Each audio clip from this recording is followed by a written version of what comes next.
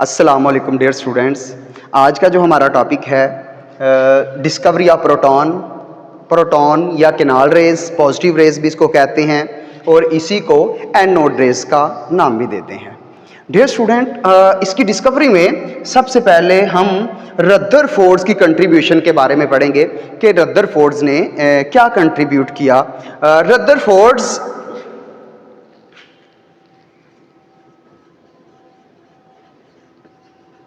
Rutherford performed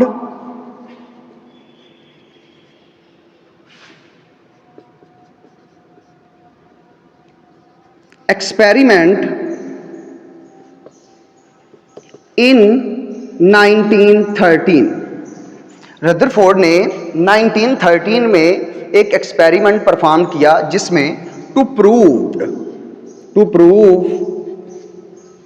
that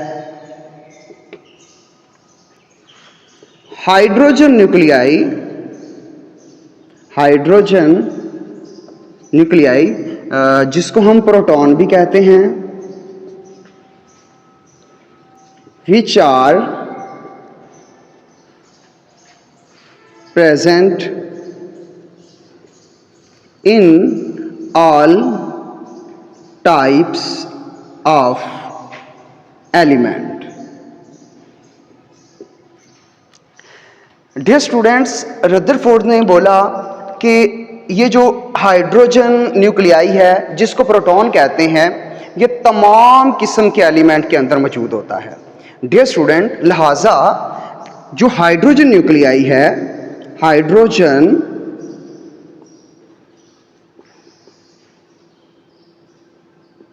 nuclei is the fundamental particle. उसने बोला कि hydrogen nuclei is the fundamental particle है। तो डियर स्टूडेंट, उसके बाद हम ये देखना चाहते हैं what is the origin of proton, canal rays या पॉजिटिव रेज, या what is the origin of cathode rays. Dear student, हम अब इसके बारे में जानने लगे हैं कि जो केनाल रेज है, जो प्रोटॉन है, जो हाइड्रोजन न्यूक्लियाई है, इसका मेन ओरिजिन क्या है, यानी ये कहाँ से आया है, ये कहाँ से पैदा हुआ है, कहाँ से प्रोड्यूस हुआ है। डियर स्टूडेंट, अब इसके बारे में हम जानते हैं। हमारे पास है origin of cathode rays, canal raise,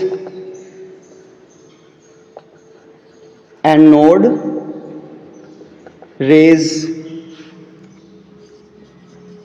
and positive rays. Dear student, अब हम जो हमारे पास केनाल रेज और कैथोड रेज है, इसकी ओरिजिन के बारे में हम जानते हैं कि इसकी ओरिजिन क्या है।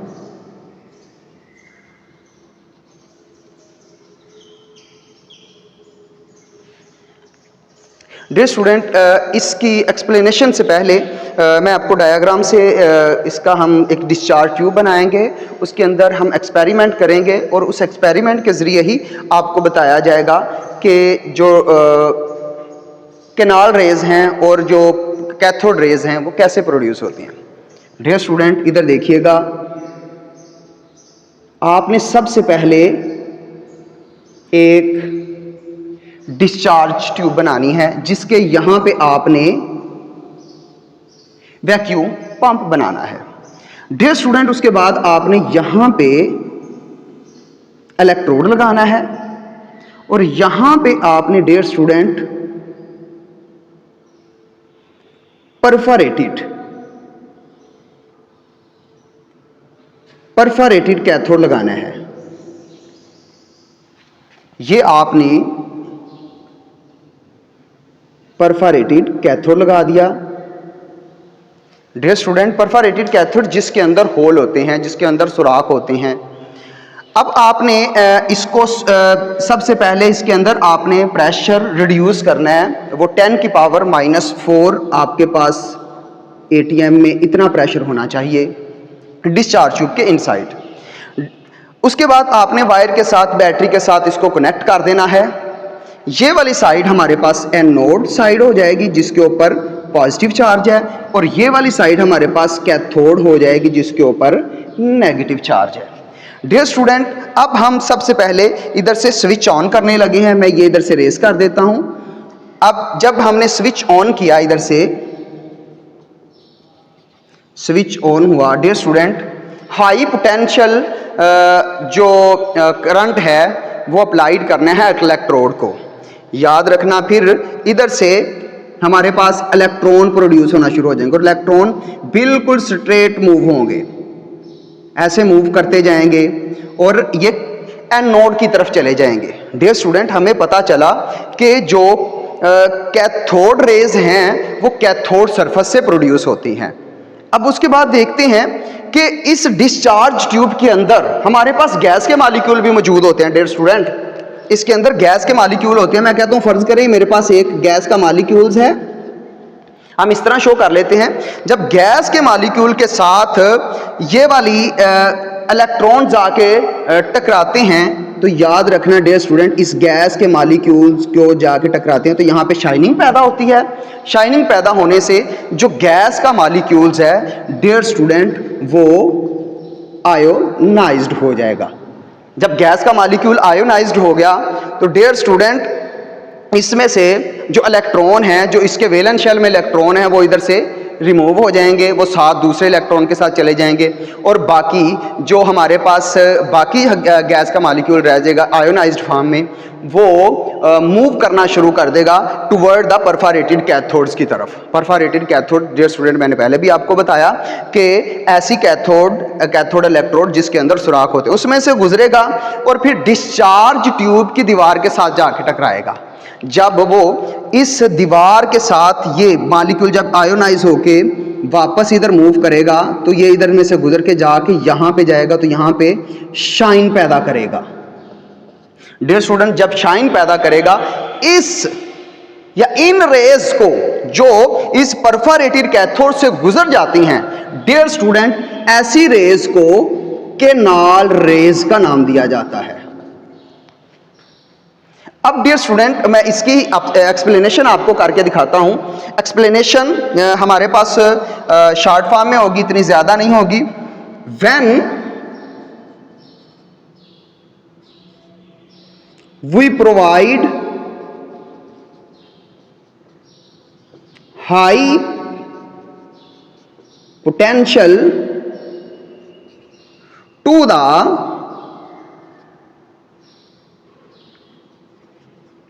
both electrodes, then cathode rays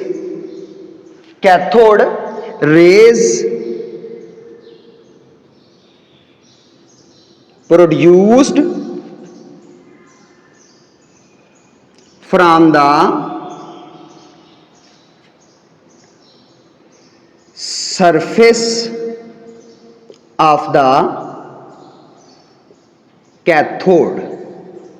dear student, जब हम हाई पोटेंशियल करंट प्रोवाइड करते हैं इलेक्ट्रोड्स को तो याद रखना सरफेस ऑफ कैथोड से कैथोड रेज प्रोड्यूस हो जाएंगी और ये कैथोड रेज जब प्रोड्यूस हो जाएंगी तो डियर स्टूडेंट ये हमारे पास पहला स्टेप है। जब कैथोड रेज प्रोड्यूस होंगी, these cathode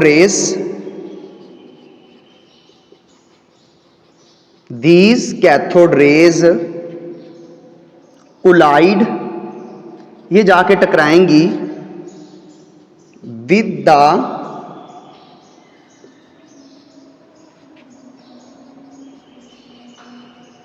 molecule of gas which present in the gas discharge tube।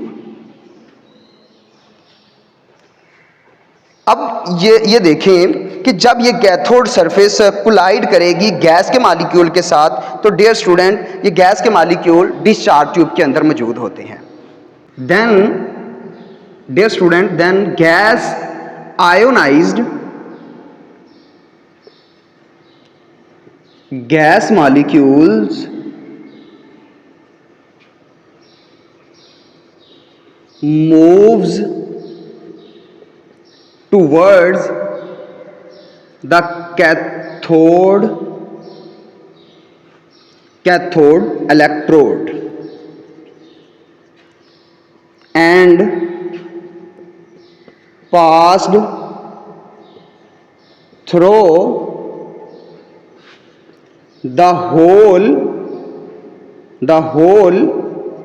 of cathode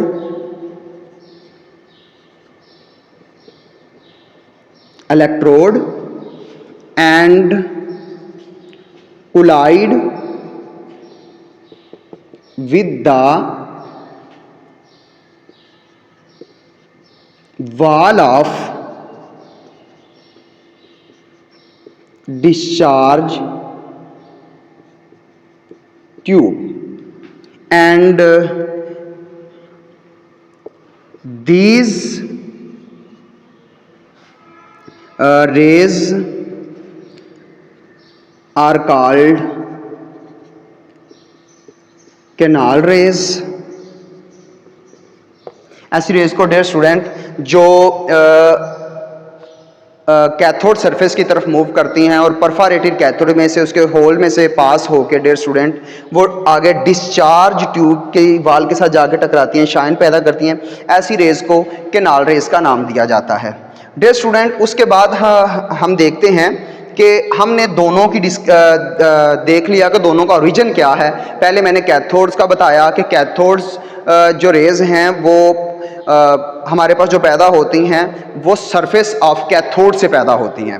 तो डियर स्टूडेंट, लेकिन जो डिस्कवरी ऑफ प्रोटॉन है या पॉजिटिव रेज या एनोड रेज या कैनाल रेज हैं, ये एनोड से पैदा नहीं होते, बल्कि जब गैस का मॉलिक्यूल आयोनाइज होता है उसमें से मॉलिक्यूल निकलते हैं तो तब हमारे पास जो चीज़ पैदा होती है दिस इज़ कॉल्ड प्रोटॉन या this is called canal rays. Dear student, मैं आपको इसके बारे में थोड़ा सा बताना चाहता हूँ। हमारे पास जो हमने अभी फाइंड किए हैं दो, एक तो हमने proton and electron are the fundamental particles. ये दोनों फंडामेंटल पार्टिकल्स हैं जो एक एटम के अंदर पाए जाते हैं। डियर स्टूडेंट, अगर आपको दिखाया जाए कि गैस का मॉलिक्यूल आयोनाइज कैसे होता है, जैसा कि मेरे पास एक हमारे पास इसमें एक प्रोटॉन होता है, मैं हाइड्रोजन एटम की बात करने लगा हूँ, H एटम हाइड्रोजन एटम की बात करने लगा हूँ, और इसमें न्यूट्रॉन नहीं होते और इसके वैलेंस शेल में एक इलेक्ट्रॉन पाया जाता है। डियर स्टूडेंट, जब इस वो जो कैथोड सरफेस से जो इलेक्ट्रॉन पैदा होते हैं इसके साथ वो आके टकराएंगे तो डियर स्टूडेंट वो इसके साथ इलेक्ट्रॉन को भी साथ ले जाएंगे। अब आप ही देखिएगा हमारे पास नेक्स्ट चीज़ क्या बचेगी। प्रोटॉन इसमें एक है, न्यूट्रॉन इसमें ज़ीरो है और इलेक्ट्रॉन इसके ऊपर था तो वो ख़त्म हो गया। अब चार्ज हमेशा वही शो होगा जो ज़्यादा मिकदार में, तो हमारे पास प्रोटॉन पे पॉजिटिव चार्ज है, लिहाजा हम पॉजिटिव चार्ज ही शो करते हैं, जिसको H प्लस हाइड्रोजन आयन का नाम भी देते हैं, इसको प्रोटॉन का नाम भी देते हैं और इसको हाइड्रोजन न्यूक्लियाई का नाम भी देते हैं। डियर स्टूडेंट, ये था आज का हमारा लेक्चर। उम्मीद करता हूँ मेरे तमाम स्टूडेंट्स को ये लेक्चर पसंद आया होगा और नेक्स्ट लेक्चर के लिए अल्लाह हाफिज़।